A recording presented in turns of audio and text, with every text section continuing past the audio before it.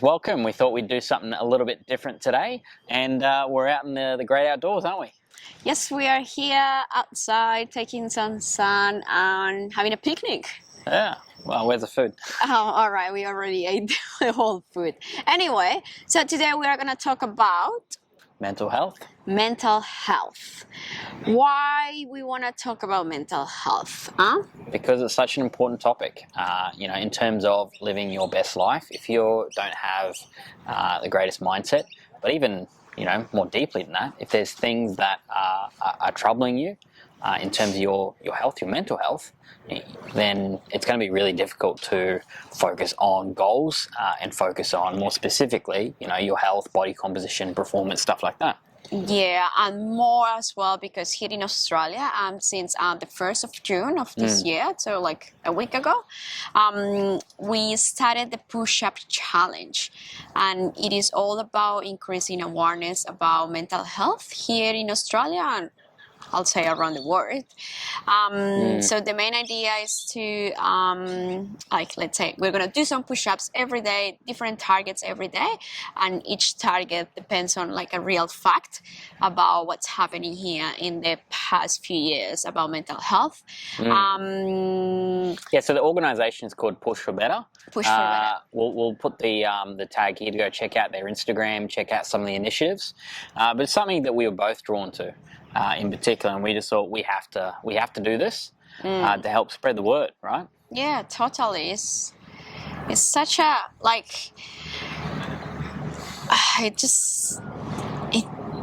don't know how to explain it. Just touch me a lot. All of this mental health. Maybe you should explain how it's touched us in a few ways, because I'd like to share some stuff. Yeah, definitely. Well, what should I start? Well, I'll start. We both work with our own clients, and we try to communicate with them on a really deep level. Whether it's through video calls or phone calls, because it's more important than just giving someone some instructions. We want to get to know the client. We want to help them be their best, right? And unfortunately, especially through that COVID period, which I know was a difficult period for a lot of people for a number of reasons. But I did have a couple of clients who did take their own lives. And, that was a really, really difficult period of time for me. They weren't current clients at that time. But they were people that I stayed in contact with, and I think that we don't always understand what other people are going through. It can be really challenging, and I think that's where a lot of people sit even today. A lot of people are dealing with their own demons. Sometimes they're really deep and dark, and sometimes there's something small that just builds up, and we feel like we don't have anyone to turn to. And you can see that person could seem like really happy, like having the best time, like, I don't know, super positive, but you don't know what's inside, like what's going on. Each person is just fighting with their own obstacles, their own barriers. So that's what I always say, like, you have to be what's nice, you have to be kind with everyone, because you don't know what's going on with each person. And what Josh was saying, like his clients, also in my case, my partner, when I was back home, I wouldn't say he took his life for like the police, for like the war, for I don't know, whoever went to the place that he was to inspect the place. What they say was like he committed suicide. On my eyes, like inside me, I said he didn't.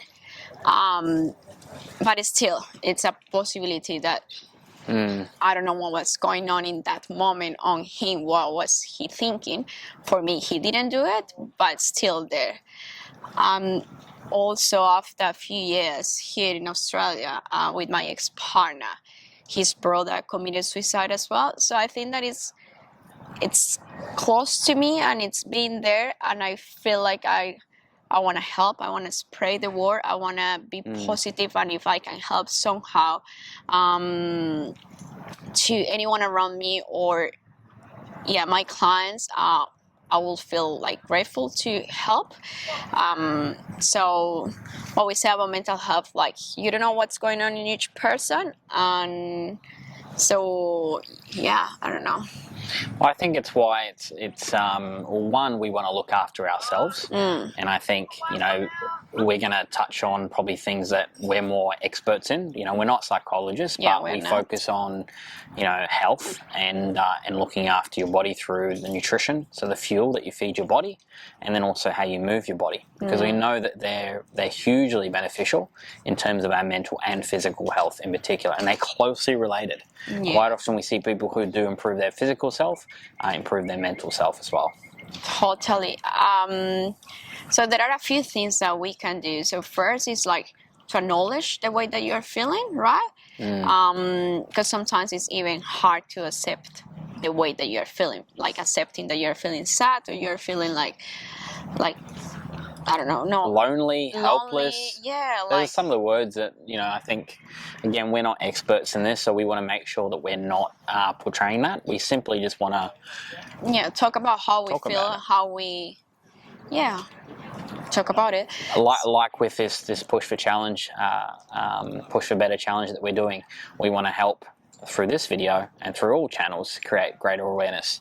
And as Paula said, there's a lot of people out there that are suffering with mental health that you wouldn't think. Yeah. And it does go to show that not just looking after ourselves, but when we do interact with other people, the energy that we portray or we give out to people, whether it's at a restaurant and you get the wrong order and you get really negative, and you got to understand that all the interactions we have with people have the opportunity to add up and then change that person's mental state. You don't know what they've been through earlier in that day, earlier in that week, earlier in that year. And when you were a kid, when you were like in school, when you were in the past, because something cool happened in the past, and then you still have that inside you, but over the years that started like increasing, and then there is a time in your life that you're like,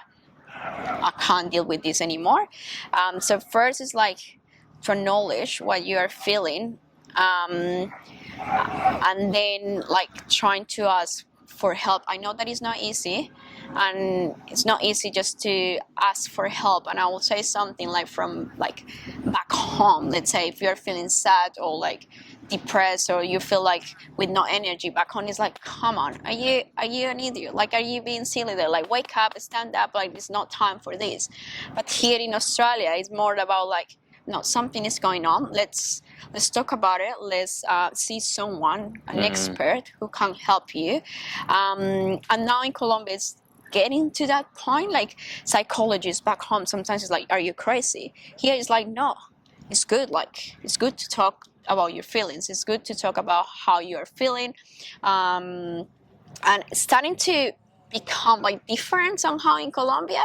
But I remember when I was a kid or when I was used to live there, it was more like, are you crazy? Like, why do you need a psychologist? But here it's like, it's good. Like, it's good to ask for help, and it's nothing good or bad. Like, well, a lot more people do see psychologists, which is a really big positive, a step in the right direction. And I think initiatives like Push for Better, organisations that are doing these things every year to create awareness are helping, and hopefully more people like us that are talking about it will start to help people not just acknowledge how they're feeling, but to seek help. And that's probably the second point, is like when you have kind of come to terms that things are feeling even just a little bit off. I think that's the thing. When you start to notice just you feel a little bit off, a little bit down, a little bit just not yourself, that's the opportunity. And I think in particular, and I'll put something in here, like one of the statistics that we found out only recently, it's what 75% of the people that suffer from mental health are male. Yeah. In Australia, I think it was Australia. Yeah, in Australia. So what the statistics were saying is like men are more likely not to ask for help. So that's why, what was it, like 196 males per week committed suicide in 2021, compared to like around, I don't know. Like, it was big. Like it's more males than female because males are more likely not to ask for help. Well, and that's probably the thing that I was just touching on. I think like when we do feel a little bit off, and especially as guys, and I can vouch for this, we feel almost too proud to seek help because we brush it off and think it's just nothing. And I know males and females would experience that, but I think the statistics show, and again, I can vouch for this, that as a guy, you kind of feel that public pressure or social pressure to be the man, to be the tough guy. So I think, and it doesn't have to be like that. Like no male, no female. Like both can. We're all humans at the end of the day. We all have humans, emotions and feelings, and we all experience things that are really good and things that are not so good.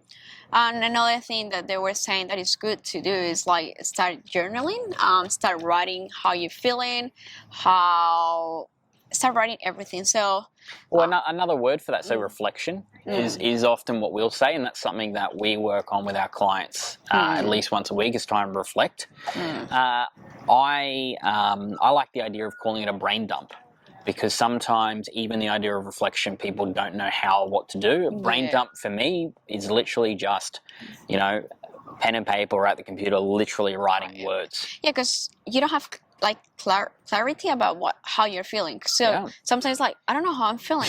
So how can I write how I'm feeling if I don't know how I'm feeling?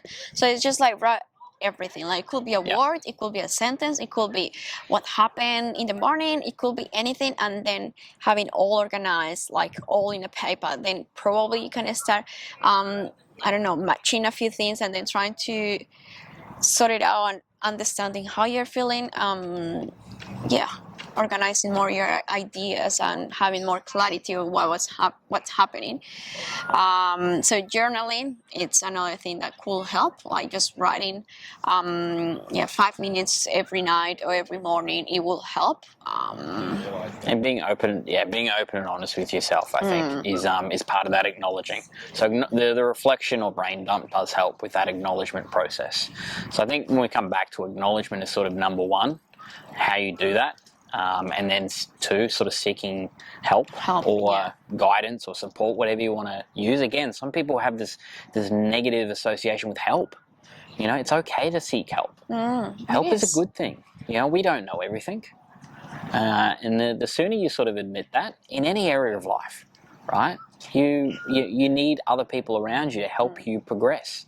This is not just in terms of career. This is not just in terms of your health and nutrition, body composition. It's anything. Just ask for help. Like, it's okay. You don't have to have the right answer always. It's just ask for help.